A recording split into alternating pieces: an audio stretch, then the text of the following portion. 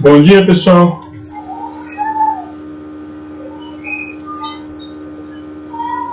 Tudo bem? Aí, Anderson, você falou que está tendo essa disciplina. Acho que você vai ver bastante coisa que você nunca viu e não vai ver na sua disciplina, provavelmente, tá? Vou falar de algumas coisas diferentes do trivial. Já enrolamos demais, já são aqui 10h10. Pessoal, bom dia. Eu quero falar um pouquinho para vocês hoje sobre o sistema muscular. Foi o tema que foi solicitado pela enquete que eu fiz lá no Instagram. Eu fiz uma enquete perguntando a vocês qual tema vocês gostariam de ver entre vários sistemas corporais e vocês escolheram o sistema muscular. E aí eu decidi, ao falar de sistema muscular, falar um pouquinho sobre a diferença dos tipos de fibra com um pouco mais de propriedade do que a gente costuma ver por aí. A gente costuma ver nas aulas de fisiologia, por exemplo, como aqui o Anderson comentou, a gente costuma ver tipo de fibra, 1, 2A, 2X, aquele quadrinho falando, né? Um tem mais mitocôndria, outro tem mais capilar, ok, legal, isso é importante, é o básico para a gente saber. Então eu vou trazer uma aula um pouco mais aprofundada para falar sobre os tipos de fibra. Tá? Vou começar falando para vocês o seguinte. Existem teorias de como que os nossos tipos de fibra são definidos. E um deles diz que o tipo de fibra muscular é definido pelo tipo de inervação. Então, o que determina se a fibra é tipo 1 ou tipo 2 é o tipo de motoneurônio que vai inervar ela. Ok? No Instagram Deixa eu colocar aqui o Anderson perguntou aqui qual que é o arroba. É @AcademyHSP, tá? Não tem erro não. @AcademyHSP, você encontra lá o Instagram da Academy, tá? Então, existem teorias que dizem que quando o motoneurônio inerva a fibra é que vai determinar se ela é rápida ou se ela é lenta, porque o que determina a velocidade de contração é justamente a velocidade de propagação desse sinal, que é papel do motoneurônio. Eu trouxe um artigo aqui mostrando, olha só que interessante, que no nascimento, isso aqui obviamente em camundongos, tá? E no nascimento nós temos nenhuma fibra do tipo 1, todas as fibras são do tipo 2. E aí elas vão, depois de 10 dias, mais ou menos, de nascimento, você tem um equilíbrio entre fibra do tipo 1 e tipo 2, e depois de um tempo com o camundongo já maduro, você tem 70% das fibras do tipo 1 e 30% de fibras do tipo 2. Então, teoricamente, as fibras do tipo 1 elas seriam uma evolução da fibra do tipo 2. A fibra nasce com uma característica um pouco mais anaeróbia, tá? Com pouca quantidade de capilares, com pouca quantidade de mitocôndrias, e aí o próprio uso ao longo do tempo, que a gente percebe que a gente não faz tanta força assim, a gente faz uns movimentos mais suaves, com menos intensidade, as fibras iriam se tornando mais aeróbias, e você tem uma proporção maior de fibra do tipo 1 do que fibra do tipo 2, ok? E aí a gente está acostumado a ver, em alguns professores falando, alguns livros, alguns artigos, a gente sempre encontra a divisão das fibras musculares em tipo 1, tipo 2A e tipo 2B. Esse tipo 2B, ele vem justamente nessa época que fazia esse trabalho com animais. A biópsia de animais, a gente encontrava lá fibra tipo 1, tipo 2A, tipo 1C, tipo 2A, tipo 2B, tipo 2C, tipo 2X. E no camundongo, as mais abundantes seriam tipo 1, 2A e 2B. E a gente, então, quando foi fazer o trabalho análogo ao ser humano, encontramos lá 3 fibras abundantes, uma com característica parecida com a tipo 1, outra com a do tipo 2A e a outra com a do tipo 2B. Então a nomenclatura ficou igual. Então para o camundongo era 1, 2A, 2B, para o ser humano ficou 1, 2A, 2B. Quando foi evoluindo um pouco a forma de se analisar isso, nós começamos a encontrar que o tipo de fibra muscular existem separações, divisões entre o próprio tipo de fibra. A gente vai ver mais para frente, por exemplo, que a miosina ela é composta por uma cadeia pesada e uma cadeia leve. Então, e essa cadeia pesada ela é diferente entre fibra 2A e 2B ou 2X. E começou a se ver o seguinte, o camundongo tem fibra 2X. Só que a cadeia pesada de miosina da 2B do camundongo, do animal, não era igual à que a gente chamava de 2B no ser humano. A que era igual era a 2x. Então a 2b animal ela era igual a 2x do ser humano. Então o ser humano não tem uma abundância grande de 2b, sim de 2x. Então, quando a gente for falar de fibras em humanos, a gente utiliza a fibra tipo 1, fibra tipo 2A e fibra tipo 2X. Quando você for ver algum artigo relacionando fibra 2B, tenha certeza que isso é trabalho com animais, tá? A não ser que esteja desatualizado. Você encontra ainda alguns livros falando sobre 2B, porque são livros um pouco mais antigos, alguns artigos mais antigos falando de ser humano com 2B, inclusive tem gráfico aqui nessa apresentação que fala 2B, que é um gráfico antigo, que eu estou utilizando para exemplificar alguma coisa, alguma ideia, tá? Porém, ser humano é 1, 2A e 2X, perfeito? Então tá aqui ó, o resumo desse artigo que eu comentei para vocês. Esse artigo é de 1994, vocês podem ver aqui em cima. Cadê o meu slidezinho? Não aparece aqui para mim. Cadê o meu? Aqui ó, 1994, tá? E o que ele diz? Ele diz justamente isso aqui ó. A fibra do tipo, a forma de nomenclatura das fibras baseada numa histoquímica de ATPase mostrou que as fibras do tipo 2A, a cadeia pesada de miosina 2A é igual à fibra do tipo 2A, mas as cadeias de miosina pesada do 2X estão abundantes nas fibras do tipo 2B. Então, na verdade, é justamente essa troca. Então, no ser humano, você fala como 2X e não como 2B. Perfeito? É daí que vem. Então, isso já tem uma informação que já tem quase 20 anos. Não dá mais para a gente falar sobre 2B em ser humano, ok? E aí, vamos dar uma olhada agora no sarcômero, porque a gente fala de fibra, e a gente fala de miosina e de actina, a gente precisa entender como é que funciona isso, né? Isso aqui é um sarcômero, você já conhece o sarcômero, tá? Linha Z dividindo aqui, aí você tem os filamentos de actina diretamente ligados aqui à linha Z, e os filamentos de miosina que aparentemente parecem estar flutuando aqui no sarcômero. Eles não estão flutuando, tá? Eles se ligam aqui à linha Z através de uma proteína elástica chamada titina, tá? Que é bastante importante para a elasticidade da musculatura e é uma das maiores proteínas que tem, se não me engano, no nosso corpo. Ela é bastante grande, tá? A cadeia proteica dela. E nós temos aqui a actina, que ela é ligada na linha Z através de uma proteína chamada alfa-actinina. Nós temos 4 tipos de alfa-actina no nosso corpo, a 1, a 2, a 3 e a 4, sendo que na fibra muscular nós só temos 2, que é a alfa-actinina 2 e a alfa-actinina 3, tá? Beleza, qual a diferença entre elas? A grande diferença, ela é uma diferença estrutural, tá? A grande diferença é que as fibras do tipo 2, elas são abundantes em alfa-actinina 3. A fibra do tipo 1 não tem alfa-actinina 3, principalmente as fibras do tipo 2X. As fibras do tipo 2X, elas estão completamente cheias de alfa-actinina 3, ou seja, o que liga a actina na linha Z, na maior parte das fibras do tipo 2, é a proteína chamada alfa-actinina 3. E ela tem uma estrutura mais forte, então ela sustenta um pouco mais de carga, por exemplo. Quando você vai fazer treinamentos de alta intensidade, as fibras que têm alfa-actinina 3, elas geralmente são mais resistentes a lesões musculares, por exemplo. Tá? E sustentam um pouco mais de carga. Não exatamente por isso, digamos assim, nós temos aqui ó, uma incidência maior de atletas que têm essa proteína, que seriam os atletas de potência olímpicos, então atletas femininas olímpicas de potência, atletas de potência, e quanto mais você vai indo para o endurance, vai diminuindo um pouquinho a incidência de quem tem essa alfa-actinina 3. Mas como é que você sabe disso? Isso aqui é uma análise genética, tá? Existe uma variação, um genótipo aqui, que algumas pessoas não produzem alfa-actinina 3. Mesmo nas fibras do tipo 2, ela só tem alfa-actinina 2. Essas pessoas são chamadas de XX, o genótipo dela é o XX. Então você percebe que as pessoas que não têm alfa-actinina 3, elas não conseguem tanto êxito em esportes de altíssima intensidade. Isso porque as fibras musculares não suportam tanta carga. Perfeito? Eu não vou entrar em tantos detalhes, é só para vocês saberem que na diferenciação dos tipos de fibra também a gente tem que levar em consideração como a forma de ancoragem entre miosina e actina dentro do sarcômero, tá?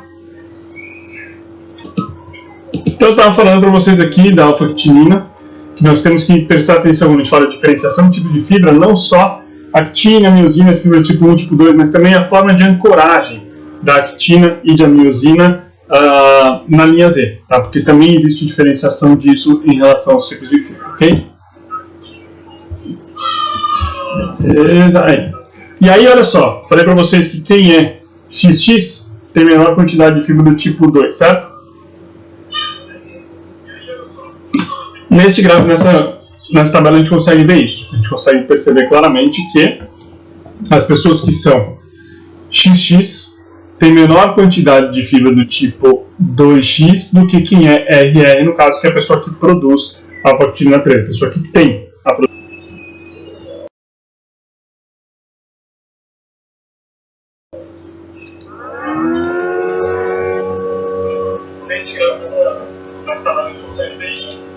Muito bem. Vamos falar um pouquinho então sobre a estrutura muscular. Como é que é a estrutura do músculo, tá?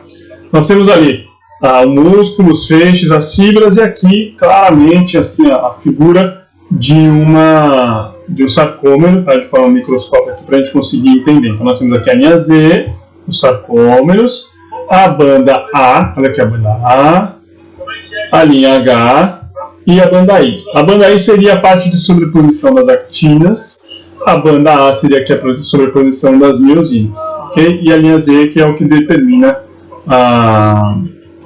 o sarcômero. E essa parte aqui, a zona de overlap, que é onde você tem a sobreposição entre actina e miosina. Muito bem. Como é que isso funciona? Isso funciona através de impulsos nervosos. Um impulso que vem lá pelo motoneurônio e chega nas fibras musculares, e essas fibras são induzidas então a contrair, a fazer uma sobreposição de actina e miosina, tá? Um deslizamento dessas miofibrilas fazendo a contração muscular. Porém, olha só que interessante, tá? Nós temos aqui os motoneurônios saindo, um verdinho e um roxinho, e cada um inerva alguns tipos de fibras. Percebe que não é uma inervação total do músculo. Você não tem um neurônio que vai inervar o músculo inteiro, você contrai, o músculo inteiro contrai. Não. Você tem vários motoneurônios que inervam alguns tipos de fibra, uma quantidade de tipos de fibra, tá? E essa quantidade e o tamanho do motoneurônio é dependente dos tipos de fibra muscular. Aí, como é que isso ocorre para gerar contração, então? Lá onde o motoneurônio se conecta com a fibra muscular, o que a gente chama de junção neuromuscular. Neuro do neurônio motor e muscular do próprio músculo, tá? Neste local ocorre a liberação aqui, de acetilcolina. Essa acetilcolina vai se fundir aqui no receptor, vai propagar um potencial de ação. Vocês lembram de potencial de ação? Você tem a troca ali, né, da positividade da célula, fazendo com que isso seja propagado e chegue até os túbulos T, levando a informação até o retículo sarcoplasmático, que vai ter a liberação de cálcio. Esse cálcio, uma vez que ele sai do retículo sarcoplasmático, ele vai lá no sarcômero e vai se ligar na troponina.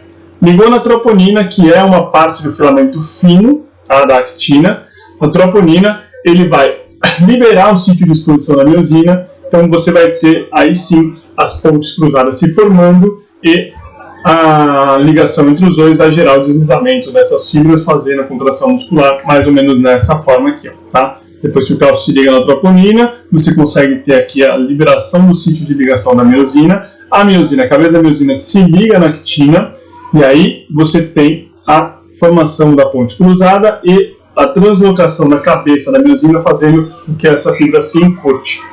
Para que se solte a cabeça da miosina, para que a cabeça da miosina se solte da miosina, é preciso a ligação de um ATP. O ATP se liga aqui no sítio de ligação, e aí você tem a soltura. Olha que interessante, tá? Então, teoricamente, o ATP ele funciona como energia para que você tenha a contração, mas ele também ele serve para que você solte essa contração. Então, quando você está num estágio de baixa disponibilidade energética, é onde ocorrem as câimbras, por exemplo. Você tem menor quantidade de ATP para soltar as cabeças de miosina, você tem aquela fibrilação. Quando a pessoa morre, por exemplo, morre numa situação de luta, por exemplo, morrendo afogado, você tem aquela debate, a pessoa fica se debatendo debaixo da água, tudo. É comum a gente ter uma situação que a gente chama de rigor mortis, que a pessoa está morta, mas está com os membros todos contraídos, tá? Por quê? A partir do momento que ela morreu, parou de produzir ATP. Parou de produzir ATP, você não tem liberação das pontes cruzadas e a pessoa fica naquela posição até depois de um tempo, onde acaba relaxando naturalmente, ok? Então você tem, depois dessa ligação da cabeça da miosina com a actina, você tem então o que a gente chama de contração, que é onde você tem uma maior sobreposição de miosina e actina, e o relaxamento, que é onde volta ao normal. A grande questão é que também existe uma situação onde existe uma maior capacidade de geração de força, geração de torque pelo sarcômero, tá? Quanto menor for a sobreposição, ó, quanto menor for a sobreposição entre a actina e a miosina, menor a capacidade de gerar tensão. Quanto maior for a sobreposição, aqui, ó, quanto maior for a sobreposição, menor a capacidade de gerar tensão. Imagina o seguinte, tá? Faz isso aqui com a sua mão, ó.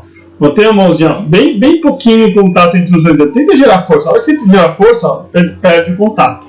Agora junta a mão inteira, fecha a mão inteira, tenta fazer força. Percebe que você não precisa fazer força porque já está lá no máximo.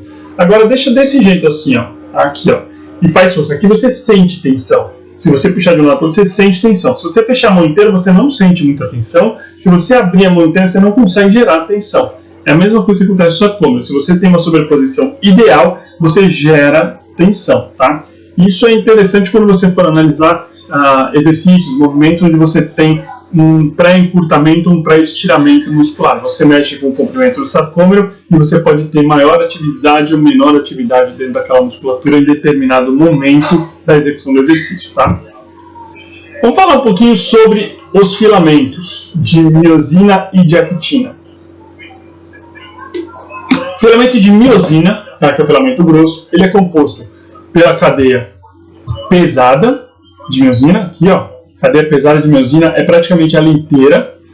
E a cadeia leve de miosina, que é aqui, ó, é justamente esse pontinho que liga o corpo à cabeça da miosina, que é responsável por fazer essa puxadinha da cabeça para fazer a contração, porque ela se liga na actina e aí ela faz uma movimentação, e essa movimentação é dependente da cadeia leve de miosina, ok? Então nós temos aqui a cadeia pesada de miosina, cadeia leve de miosina, a cabeça da miosina, o sítio de ligação da miosina com a actina e o sítio de ligação do ATP. Lembra que eu falei que precisa de ATP? Então o ATP se liga aqui neste ponto. Então sempre que você tem ligação entre moléculas, tem um ponto específico, tá? O ATP não vai lá e se liga em qualquer ponto da miosina.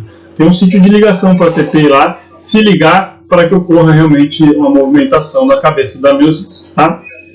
E a actina, filamento fino. Filamento fino, a gente chama de actina todo, mas é um filamento fino que compõe não só a actina, né? Nós temos aqui a actina, nós temos também a troponina e nós temos a tropomiosina. A tropomiosina é aquela que fica circundando a actina, tampando o sítio de ligação. A troponina é onde o cálcio se liga. Quando o cálcio se liga, há uma mudança de conformação arrastando a tropomiosina e abrindo esse sítio de ligação da miosina para que ocorra a contração muscular, ok? Por que é importante a gente saber isso? Porque os tipos de fibra têm diferença também nos tipos de cadeia leve. A gente vai ver daqui a pouquinho, tá? Quais seriam os 3 tipos de fibra que a gente costuma ver? Fibra rápida glicolítica, fibra rápida oxidativa e fibra lenta. Da onde vem essa ideia de rápida e lenta? Vem justamente da inervação, tá? Tipo de unidade motora, tipo de fibra muscular. Então aqui nós temos um tipo de unidade motora rápida glicolítica, aqui uma rápida oxidativa glicolítica e aqui uma lenta oxidativa. Tá? Você percebe que os motoneurônios são maiores aqui para as fibras rápidas do que para as fibras lentas. Você percebe que as fibras elas são maiores nas fibras rápidas do que nas fibras lentas. E você percebe que a ativação dela, o pico de ativação, é muito maior na fibra rápida. Isso aqui é a fibra 2X, ó, um pico de ativação muito rápido, mas uma rápida curva de fadiga. Já na 2A, você tem uma menor curvatura de ativação, tá? Mas uma fadiga um pouco menor.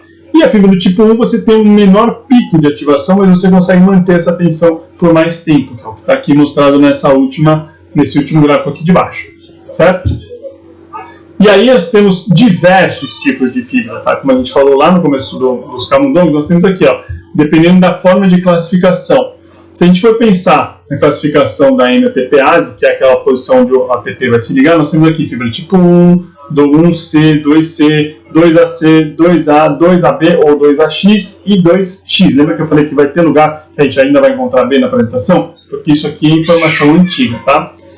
Pela cadeia pesada de miosina, se você for avaliar o tipo de fibra pela cadeia pesada de miosina, nós temos 3. Cadeia pesada de miosina tipo 1, a cadeia pesada de miosina tipo 2A e a cadeia pesada de miosina tipo 2X. Aqui já tinha o 2X, tá vendo? O 2B já estava com uma interrogaçãozinha. E de forma bioquímica você vai avaliar de uma forma pela contração muscular. Então, fibra lenta, fibra oxidativa rápida e fibra glicolítica rápida. Percebe que tem um monte de interrogação aqui, porque a forma da gente classificar as fibras, dependendo de vários fatores, ela pode às vezes nos induzir ao erro. Eu vou mostrar para você daqui a pouquinho o porquê que quando a gente fala de fibra vermelha e fibra branca, a gente pode ser induzido ao erro de uma forma bem grande, tá? Olha aqui, uma análise da cadeia leve e da cadeia pesada de miosina. Lembra que eu falei para vocês que o tipo de classificação também tem que levar em consideração a cadeia leve, coisa que a gente nunca ouviu falar. A gente ouviu falar em cadeia pesada de miosina, mas pô, classificação de cadeia leve, eu achei que era uma coisa só. Não, não é. Olha aqui, as fibras 2X, 2A, a 2C no caso, e a fibra 1, tá? Uma fibra híbrida aqui no meio. Se você for pensar bem, olha só, cadeia pesada de miosina. Na fibra 2X só tem a 2X. Na fibra 2A só tem a 2A. Na fibra 1, na fibra 1 só tem a lenta, tá? E a cadeia leve de miosina? A cadeia leve de miosina, nós temos aqui, ó, a cadeia leve tipo 1 rápida, tipo 2 rápida, tipo 3 rápida.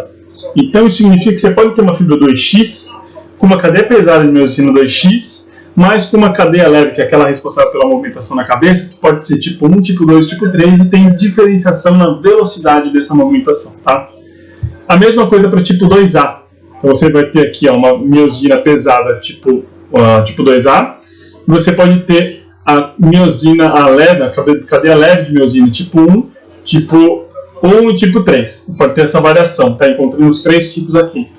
Já o fibra do tipo 1, ela tem um monte de tipo de classificação aqui, tanto as rápidas quanto as lentas. Então imagina só, você pode ter uma fibra lenta de cadeia de miosina tipo 1 e a cadeia leve de miosina também lenta. Essa aqui é de slow, esse aqui é de fast, tá? Então é lenta e rápida. Então não só a cadeia de miosina tem uma classificação pesada, mas a cadeia de miosina leve, que é aquela que faz a movimentação na cabeça, também tem uma classificação que pode ser rápida ou lenta, tá?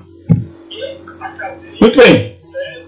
Mais uma coisa que a gente tem que levar em consideração. A gente já ouviu falar que existe maior densidade mitocondrial nas fibras oxidativas e menor densidade mitocondrial nas fibras rápidas. Olha que interessante aqui, fibras do tipo 2X aqui em cima, glicolíticas, e fibra do tipo 1 e 2A aqui embaixo, tá?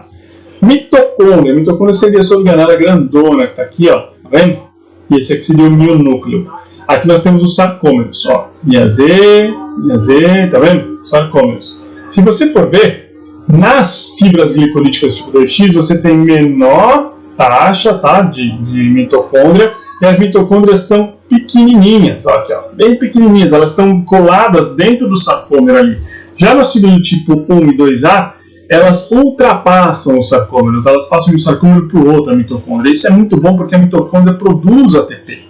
Dentro da mitocôndria ocorre o ciclo de Krebs, a cadeia de transporte de elétrons e efetivamente produção oxidativa de ATP. Se você tem uma mitocôndria que passa por vários sarcômeros, a produção de ATP atinge vários sarcômeros. Dentro do sarcômero, esse ATP vai ser utilizado para quê? Se ligar na cabeça da miosina e fazer a contração muscular. Agora, se você tem menor quantidade de ATP sendo produzido de forma oxidativa, alcançando esses sarcômeros, você tem que abrir mão, então, de um processo anaeróbio. É por isso que as fibras do tipo 2X fadigam mais rápido, porque elas não têm tanta disponibilidade de ATP vindo através da mitocôndria por ter menor infusão de mitocôndrias. Olha só que interessante, se você olhar uma figura, tá, da própria célula muscular aqui, ó, tá, uma biópsia. Isso aqui são músculos glicolíticos, isso aqui são músculos oxidativos. O verde são as mitocôndrias.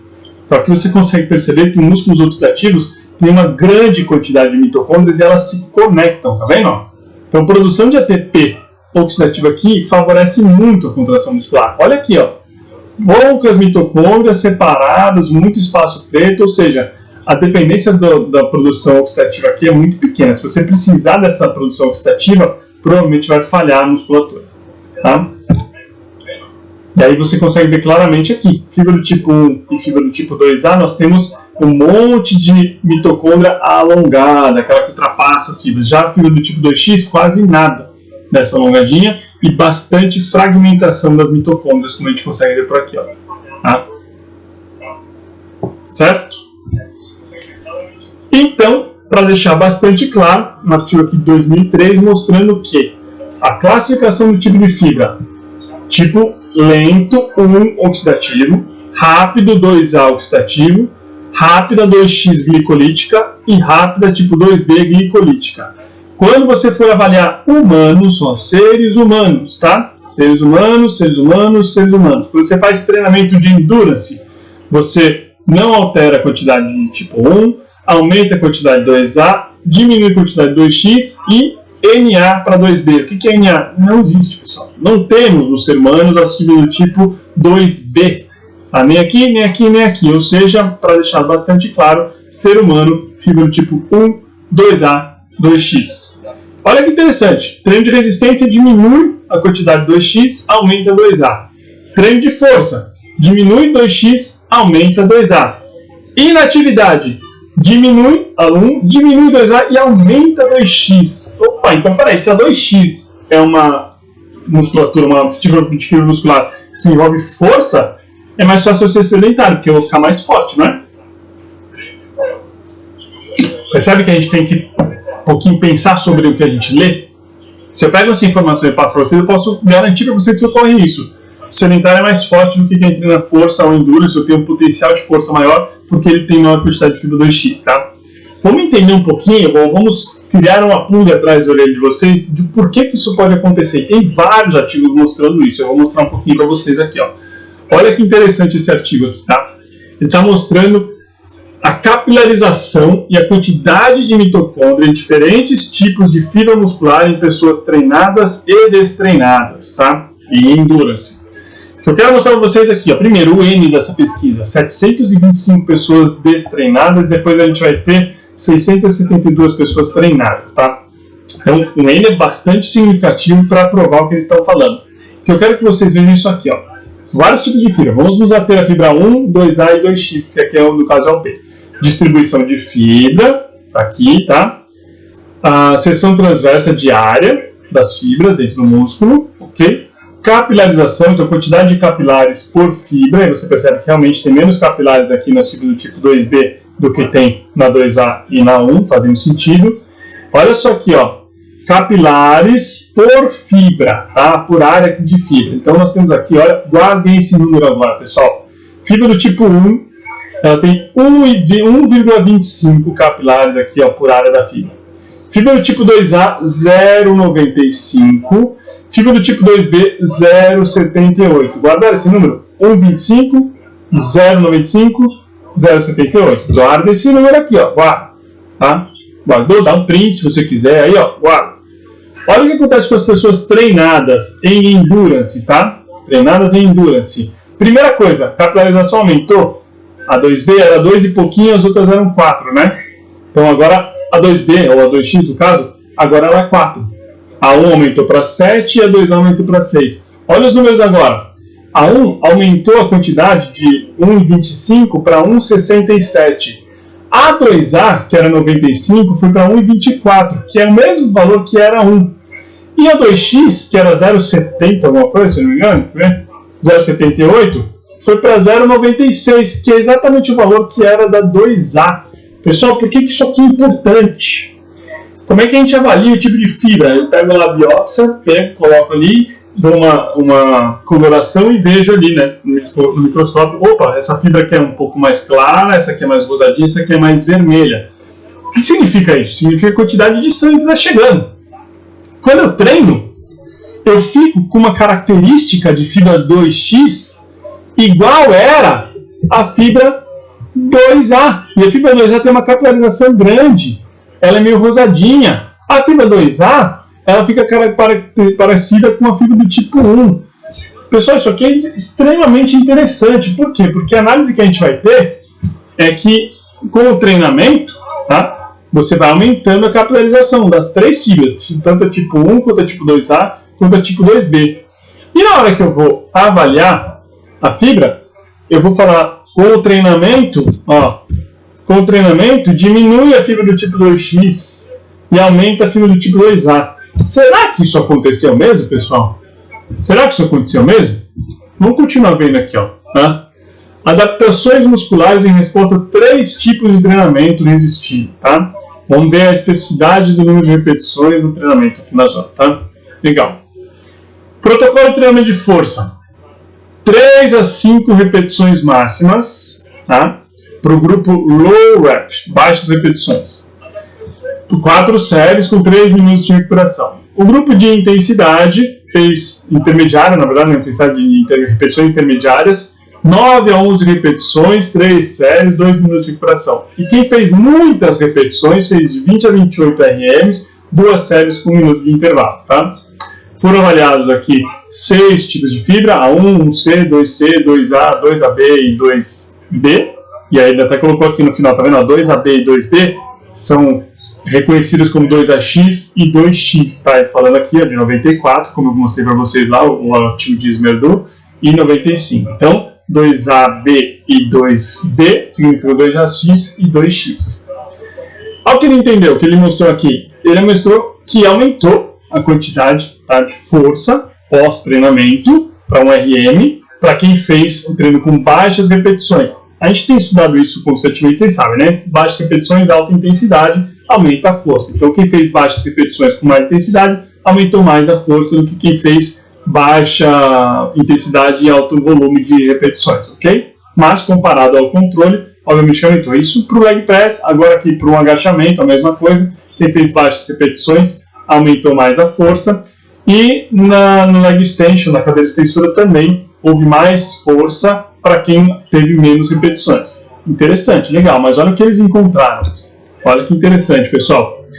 Houve diminuição das fibras do tipo 2X e 2AB ou 2AX referente ao do pré para o pós. Tá? No caso aqui houve diminuição do 2X, né? E aumento de 2AX. Percebe? Ó? Pré tinha 5.4, foi para 12.1 e o pós de 22 foi para 8.6. A 2AX ela se tornou uma fibra 2, ou a 2X, desculpa, se tornou uma fibra 2AX, basicamente. Percebe? Diminuiu aqui, aumentou aqui. Tanto para altas repetições, quanto para repetições intermediárias, quanto para baixas repetições, para muitas repetições. Ou seja, se você treinar a musculatura, treinou a musculatura, a 2X vai ter mais capilarização, porque ela está sendo ativada, então precisa chegar mais nutrientes, mais oxigênio para ela, e vai transformar ela numa 2AX, não numa 2A ou numa 1. Tá? Olha só, aqui ó, cadeia pesada de miosina 2X, houve diminuição e aumento da cadeia pesada de miosina no tipo 2A. Tá? Na hora que você fez a biópsia pré e pós. Faz a biópsia pré e pós, beleza, você encontra e aqui, tá claro, encontrou mesmo, tá? Se você olhar aqui, ó, marcador aqui pro gel aqui certinho, você vai ver que ocorreu certinho, perfeito. É verdade, tá? O Westerblot aqui, tá? Ok, beleza. Mas, olha só que interessante. Houve aumento da seção transversa dos 3 músculos aqui analisados, 3 tipos de fibra muscular analisados. E aumentou muito. Fibra tipo 1 aumentou de 4.800 para 5.400. A tipo 2A de 5.600 para 6.900. Tipo 2X de 4.900 para 6.100. Aumentou o tamanho do músculo.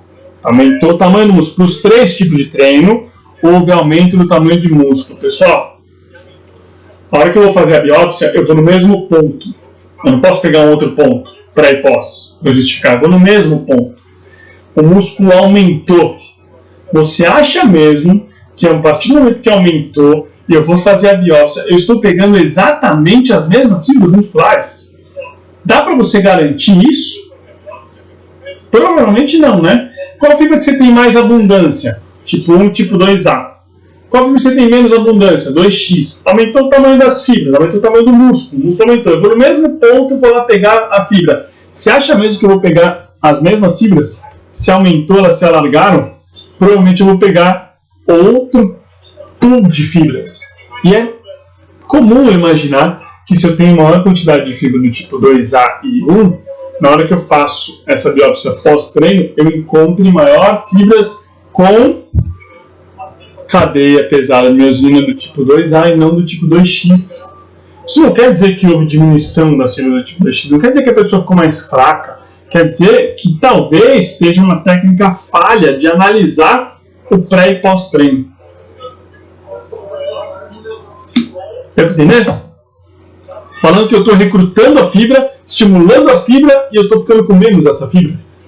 Então por que o cara que é RR e que tem maior quantidade de fibra do tipo 2X é melhor do que o cara que tem fibra do tipo 2A? Se quando eles treinam, os dois treinando perde a fibra do tipo 2X. Faz sentido? Não faz sentido nenhum. Então a gente precisa analisar o porquê que essas coisas ocorreram, tá? Olha aqui. Mudança adaptativa nas isoformas de miosina em resposta a treinamento de força de longa duração e treinamento de potência. O que ocorreu? Ocorreu que o grupo treinamento teve diminuição da cadeia pesada de miosina do tipo 2X. Mais uma vez, tá vendo? E aqui eles analisaram inclusive a cadeia leve também de miosina. Mais uma vez mostrando, como eu falei para você, vários artigos vão te mostrar isso. Ó. Tem diminuição de cadeia pesada de miosina do tipo 2X. Isso mostra claramente que houve diminuição do tipo de fibra. Tá? Se você tem diminuição da quantidade de miosina de cadeia pesada de 2X, na hora que você faz um pré e pós, obviamente você vai imaginar que houve diminuição da quantidade de fibra do tipo 2X. Mas não faz sentido nenhum. Faz muito mais sentido imaginar que com o treinamento eu tive hipertrofia, que é uma adaptação do treinamento de força, e na hora que eu for coletar a biópsia novamente no mesmo ponto, eu estou pegando um outro pool de fibras. E se eu tenho maior quantidade percentual das fibras do tipo 1 e tipo 2A que possuem cadeias pesadas de miosina 1 e 2A, é muito provável que eu vou encontrar um outro pool que não representa o primeiro. Então não é uma resposta do treinamento, e sim uma resposta da biópsia. Certo? Mudança no tamanho do músculo na composição de cadeia pesada de miosina em resposta ao treinamento de resistência com intensidades altas e baixa. Tá? O protocolo de treino está aqui embaixo, tá? Fizeram aqui, depois eu mostro certinho para vocês, mas é 70% de um RE, tá? 15% no treino de baixa e 70% no treino de alta, ok? Olha o que aconteceu. Diminuição da quantidade de fibra do tipo 2X para quem trabalhou com alta carga. Ou seja, trabalhou com alta carga, estimulou a fibra do tipo 2X, você perde ela. Se você trabalhar com pouca carga, você não perde, tá vendo? Não perde porque você também não trabalha ela. Você vai ter pouca hipertrofia. Qual hipertrofia você vai ter, pessoal, trabalhando a 15% de RM? Nada, né? Qual hipertrofia você vai ter com 70%? Um pouco. Teve hipertrofia? Teve, legal. Aí eu vou ver depois, tem diminuição da fibra do tipo 2X. Percebe que é até meio irracional de pensar nisso? Eu estimulei aquela fibra e perdi ela. Faz sentido? Não, né? Faz sentido, mais uma vez, imaginar que ao hipertrofiar essa fibra, se a musculatura e for novamente pegar a biópsia no mesmo ponto, eu vou pegar um outro pool de fibras. Faz sentido eu pensar dessa forma e não eu pensar que eu perdi as fibras do tipo 2X, tá? Como é que eu faço para recrutar essas fibras? Alta intensidade. Fibra do tipo 2X eu recruto com alta intensidade.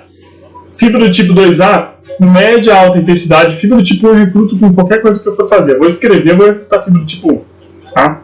Se eu for escrever com uma caneta mais ou menos pesada, 2A. Se eu for escrever com um bloco de concreto muito pesado, eu vou precisar de fibra do tipo 2X. Olha que interessante aqui, ó. Treinamento com baixas cargas não gerou mudança nenhuma. Lógico que não. Nem fibra do tipo 2 ele recrutou com 15% de ORM. Nem fibra do tipo 2 ele recrutou. Pra vocês terem uma ideia, para você fazer de 15 a 20 repetições máximas no treinamento, você pega em torno de 60% da sua carga. Aqui eles estão falando que trabalharam com 15%. 15% de ORM você fica o dia inteiro. O dia inteiro você fica fazendo exercício. Então você não vai recrutar fibra nem tipo 2. Tá? Vamos a algumas curiosidades. Tá? Deu para entender a questão de diferença de fibra e o que a gente escuta na literatura sobre conversão de fibra? Não, conversão de fibras é uma coisa ainda bastante controversa. O que a gente tem são técnicas de pré e pós na biópsia que talvez não se justifique a longo prazo. Tá? Algumas curiosidades. Olha que interessante. Por que os tipos de fibras são importantes? Existe diferença na quantidade de tipo de fibra muscular em pessoas obesas. Olha aqui, ó. Mulheres, tá? Foram feito aqui biópsia de abdômen, que é um músculo extremamente oxidativo. E nós encontramos que as mulheres obesas, sejam afro-americanas ou caucasianas, têm aqui, ó, obviamente, um índice de massa corporal maior. Você tem aqui os obesos têm maior massa corporal. O que eles encontraram? Indivíduos obesos têm menor quantidade de fibras percentuais do tipo 1, maior quantidade percentuais de fibra do tipo 2X. Obviamente que quem é obeso tem maior IMC. Óbvio, né? Maior índice de massa corporal. E as pessoas que são obesas têm menor quantidade de fibra do tipo 1 e maior quantidade de fibra do tipo 2X. Pessoal, a gente falou lá atrás. A fibra do tipo 2X tem menor quantidade de mitocôndrias circundando todos os sarcômeros, ou seja, menor capacidade oxidativa. Se ela tem menor capacidade oxidativa e ela tem muito dessa fibra, essa pessoa não consome muita energia através de vias oxidativas, ou seja, a oxidação de gordura. Então, ela depende mais dos metabolismos glicolíticos. É por isso que ela cansa muito mais rápido, até de ficar de pé. Ela cansa, fica de pé muito tempo, ela fala, nossa, preciso sentar, estou cansado. Porque a musculatura fadiga mesmo. Tá? E isso leva a pessoa a ter obesidade. Olha que interessante. A pessoa tem obesidade, o que eu vou fazer para ela? Vou fazer exercícios aeróbicos. Você precisa melhorar a sua condição cardiorrespiratória. Legal, mas as fibras do tipo dela, que ela tem, fibra muscular, não respondem tanto a esse treinamento. Vai demorar bastante para responder. Legal, o que eu deveria fazer com essa pessoa? Treino de força. Ela não aguenta muito tempo, ela fadiga muito rápido. Então, treino de força. Intensidade média alta, poucas repetições, para fazer com que ela realmente estimule as fibras dela e gaste bastante energia. E aí você teria uma estratégia legal para emagrecimento aqui nesse caso, tá? Distribuição de tipo de fibra muscular como um preditor de pressão arterial. 19 anos seguindo as pessoas, tá? 19 anos seguindo as pessoas. O que eles identificaram? As pessoas que tinham maior quantidade de fibra do tipo 1, tá? Tem menor pressão arterial. Quanto maior a quantidade de fibra do tipo 1, maior a quantidade de fibra do tipo 1, menor a pressão sistólica. Quanto maior a quantidade de fibra do tipo 1, menor a pressão diastólica. Ou seja, saúde. Olha só que legal. Se você tem maior quantidade de fibra do tipo 1, menor chance de obesidade. Se você tem maior quantidade de fibra do tipo 1, menor chance de você ter hipertensão. Vamos fazer a ligação lá com a alfa-actina 3? A alfa-actina 3 você tem menor quantidade de fibra do tipo 2X. Ou seja, maior quantidade um pouquinho do tipo 1 e tipo 2A. Talvez seja um índice de saúde. Tá? Talvez. Não vou afirmar porque a gente não tem esse tipo de estudo ainda, mas são coisas que a gente consegue começar a prever.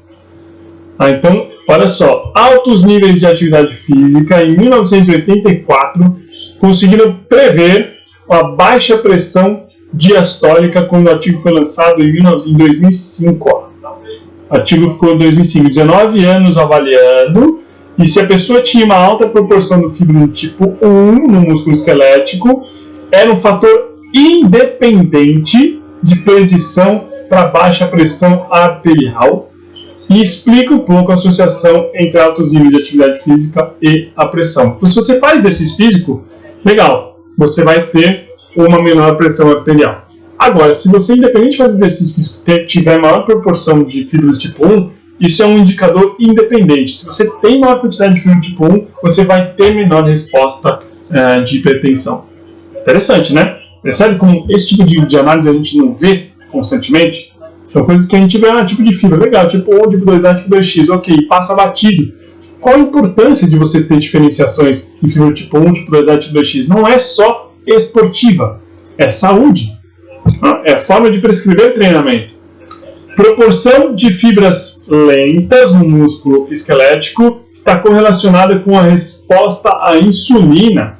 A pessoa que tem maior quantidade de fibra tipo 1, menor capacidade de obesidade, menor chance de obesidade, menor pressão arterial e maior responsividade à insulina.